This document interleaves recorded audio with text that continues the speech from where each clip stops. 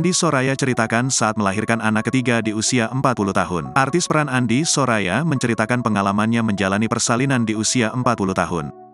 Andi Soraya melahirkan anaknya ketiganya pada 2018 lalu. Saat melahirkan bayi berjenis kelamin perempuan itu, Andi Soraya sudah memasuki usia 40 tahun.